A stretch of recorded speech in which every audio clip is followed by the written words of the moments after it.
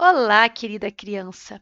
Nessa videoaula, nós faremos um resumo das principais informações sobre as civilizações pré-colombianas, ou seja, vamos estudar um pouco mais sobre os maias, os astecas e os incas. Primeiro, nós vamos estudar um pouco sobre os maias. Essa grande civilização era composta por cidades-estados. Cada cidade-estado tinha seus próprios governantes e lei. Era como se cada cidadezinha fosse um país, um pequeno país com seu governante, com as suas leis. Mas todas essas cidadezinhas formavam juntas essa civilização maia, ou seja, elas até brigavam entre si, competiam para ver quem tinha mais poder, mais riqueza. Só que se chegasse um inimigo de fora, todas essas cidades se uniam para se defender. Então, apesar de elas serem independentes umas das outras, os maias, né, se viam como parte de um todo, parte de uma civilização. Tanto que eles tinham essa visão de coletivo na hora de se proteger, mas também uma visão individual na hora de competir entre as cidades. Diferente do que acontecia com os incas e astecas, né? Porque eles não tinham, os maias não tinham um imperador que mandava em tudo. Cada cidade tinha seus próprios governantes e suas próprias leis, mas as cidades viviam todas no mesmo território e se entendiam como parte de uma civilização, de um grupo de pessoas, né? Agora, olha só, essa civilização ela se estabeleceu na Península de Yucatán. Na próxima página a gente vai ver o que fica lá hoje, tá? O milho era o principal produto agrícola dos maias, né? Era plantado em grande quantidade, né? Porque era a base da alimentação deles. Mas os maias também plantavam cacau, que era muito valorizado por eles e era usado até como moeda de troca no comércio. Então, quer dizer que o cacau ele era como dinheiro, você podia levar cacau e adquirir outros produtos dando cacau em troca, que nem a gente leva o dinheiro, né, e compra outros produtos. As cidades da civilização maia, do território maia, elas eram interligadas por estradas que ajudavam, né, a facilitar o transporte, a venda e a distribuição de produtos dentro desse território, dentro dessa civilização. Quando os europeus, os colonizadores chegaram, já não existia mais a civilização maia. Nós não sabemos por quê. Pode ser que as cidades tenham lutado entre si, se enfraquecido e assim tenham deixado de existir, né? Pode ser que tenham lutado contra outros, né, invasores, mas não é muito provável. A ideia mais provável é que eles tenham lutado entre si de uma forma a se enfraquecer tanto até deixar de existir. Mas o fato é que nós não sabemos. Sabemos que não foi com os astecas que eles lutaram, porque os astecas viveram depois dos maias, né? Os maias deixaram de existir antes do auge dos astecas. Então, provavelmente não foi lutando com os astecas que eles acabaram deixando de existir. Mas é muito provável que entre si as próprias cidades-estado lutando ali para ver quem era mais poderosa, quem tinha mais força e riqueza, acabaram se enfraquecendo ao ponto, né, de deixar de existir. Mas nós não sabemos como. O que nós sabemos é que quando os europeus chegaram aqui, a civilização maia não existia mais, só os astecas e os incas. A única coisa que tinha, né, eram as ruínas e as informações, né, históricas que os maias deixaram. Hoje, na região onde os maias viveram, estão localizados a Guatemala, o El Salvador, Honduras, Belize e uma partezinha do México. Essa região geográfica existe até hoje, a Península de Yucatán. Só que agora não vivem maias aqui mais, né? Mas vive o povo desses países aqui, que é um resultado, né, da mistura dos povos pré-colombianos com os colonizadores, né, espanhóis que chegaram nessa região. Agora sobre os astecas. Os astecas viveram na região onde hoje é o centro do México. A capital asteca, isso é muito importante, hein? Porque é muito importante esse conhecimento, porque é algo muito fundamental na compreensão desse império asteca, tá? A capital asteca era Tenochtitlán. Ela foi construída nas ilhas do Lago Texcoco. Como essa cidade foi construída nas ilhas, provavelmente eles pensavam em se proteger, né? Aí construíram nas ilhas porque em volta tinha água e ia dificultar a chegada de invasores. Como essa cidade foi construída nas ilhas, não tinha espaço para ela crescer. Por isso, eles desenvolveram um sistema de canteiros flutuantes, chamados de chinampas, tá bem? As chinampas eram canteiros que podiam ficar em cima do lago, na água.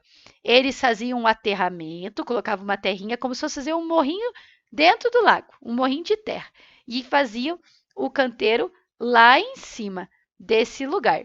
Às vezes também usavam é, outros materiais, como bambu, para fazer a estrutura onde o canteiro ia ficar. Assim, eles conseguiam plantar em cima do lago e sempre ter água, né, para irrigar, né, as suas plantações. Esses canteiros artificiais, eles existem até hoje, porque eles fazem parte da cultura, né, que o povo mexicano herdou dos astecas. E a Unesco considerou essas chinampas um patrimônio cultural da humanidade, porque realmente, né, se você for pensar que já faz muito tempo, naquela época era uma tecnologia gigantesca de produção, né? Os astecas, eles viviam sob o poder de um imperador que tinha o controle de tudo. Ao invés de várias cidades que cada uma tinha o seu poder, né, igual os maias, os astecas não. O imperador mandava em tudo, controlava tudo. Mas o seu império era composto, né, por várias cidades, porque ele ia dominando tudo e as cidades iam ficando sob o seu poder. Mas lá na cidade ninguém mandava e quem fazia as leis e mandava em tudo era o imperador. Ó, aqui a gente tem um desenho de Tenochtitlan. A cidade era muito, muito povoada e desenvolvida. Quando os colonizadores espanhóis chegaram aqui, né, depois de Colombo, e encontraram Tenochtitlan, eles ficaram até assustados. Eles pensaram: nossa, que povo desenvolvido, né? Eles acabaram destruindo tudo. Hoje em dia, no lugar onde antes ficava Tenochtitlan, tem a capital do México, que é a cidade do México. A cidade do México foi construída em cima de Tenochtitlan. E como Tenochtitlan foi construída em cima do Lago Texcoco, a capital do México é instável e pode abaixar um pouquinho o seu nível a cada ano, ficando cada vez um pouco mais baixa. Isso é porque o solo, né, embaixo antes era um lago, então não é forte o suficiente para suportar a cidade sem ceder. Agora sobre os Incas. Os Incas, eles viveram na região da Cordilheira dos Andes, aqui na América do Sul, tá vendo aqui no mapa? Hoje em dia é uma região que pega Colômbia, Equador, Peru, Bolívia, Chile e uma parte da Argentina. Essa civilização se formou quando o poderoso imperador Inca, né, e o seu exército foram conquistando vários povos que se submeteram ao seu poder. Então, primeiro levantou-se um imperador que queria conquistar tudo com o seu exército. Ele ia guerreando, ia fazendo todo mundo obedecer ele. E depois de um tempo ele mandava em tudo e o império ficava sempre, né, obedecendo a ele. Eles achavam que o imperador ele era uma espécie de deus e que ele representava o sol, que eles consideravam um deus, né, que não era da terra, que era o deus do céu, né, o sol, que ficava lá no céu, né, olhar para cima, via o sol, achava que era um deus. E eles achavam que o imperador Inca era o representante desse deus sol aqui na terra, então eles adoravam ele. Ele mandava em tudo, ele decidia tudo. Ele era o juiz, ele era o padre, ele era o prefeito, ele era o presidente, ele era tudo. Ele mandava em tudo, o imperador. Os incas, eles produziam adornos de ouro, prata, cobre, né, objetos também. E quando os espanhóis chegaram aqui, porque também foram os espanhóis que colonizaram essa parte da América, né, do Sul, eles ficaram muito impressionados. Por isso eles trataram logo de lutar contra os incas para ficar com toda a riqueza que eles tinham. A sociedade inca era organizada em ailos. Eram grupos de famílias que compartilhavam uma mesma terra para plantar. Então, a terra era do imperador, né? Mas naquela terra, o imperador não ia plantar ele mesmo todos os alimentos. Ele designava famílias para morar nessa terra. Esses grupos de famílias eram pequenas comunidades, né, os ailos, e eles cultivavam todos juntos a mesma terra, né, e assim eles sobreviviam. Os incas, eles moravam em regiões montanhosas, por isso eles não tinham campos retos para plantar. Eles faziam degraus nas montanhas, tá vendo aqui? E eles plantavam nesses degraus que eram chamados também de terraços, tá bom? Aí ficava fácil de utilizar a montanha. Eles faziam esses degraus para plantar, eram canteiros nas montanhas, canteiros em formas de degraus, como se a plantação fosse uma grande escada. Nos terraços, né, dos incas, eles plantavam feijão, tomate, quinoa, mandioca, batata e milho. Eles também criavam abelhas para poder usar o mel. Eles faziam artesanato e comercializavam os produtos nas feiras. Essa tradição existe até hoje lá nessa região, essas festas e essas feiras onde eles fazem esses artesanatos, né, e vendem.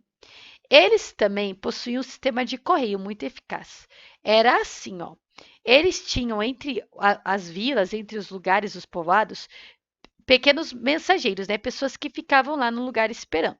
Aí, um mensageiro corria e levava a mensagem para o outro. Aí, ele corria e levava a mensagem para o outro. E assim, as mensagens eram enviadas, né, através da fala, elas não eram escritas, elas eram faladas, e um mensageiro levava até o outro lugar. Então, em vez de um mensageiro correr todo o império, ele corria só até o próximo ponto, passava a mensagem para outro mensageiro. Era tipo um telefone sem fio. Só que eles eram bem cuidadosos, por isso que era muito eficaz. E o império era interligado por estradas que ajudavam no deslocamento e na comunicação entre as cidades. Então, eles só conseguiam ter esse sistema de correio eficaz porque tinha essas estradas, né, ao longo do império. Agora, você deve fazer sua atividade de aprendizagem. Todas as perguntas da atividade de aprendizagem foram baseadas nas páginas da apostila do terceiro bimestre, ó, entre a página 68 e a página 75. Faça sua atividade com atenção. Não chute as respostas. Se você marcar qualquer coisa, você vai errar. Você tem que pesquisar na apostila para ver se aquilo está realmente certo. E cuidado, porque algumas informações elas podem estar meio certas, mas você precisa encontrar respostas completamente certas. Se tiver uma parte errada, não pode marcar, tá bom, pessoal? Um beijo. Se precisar de ajuda, é só chamar. Tchau!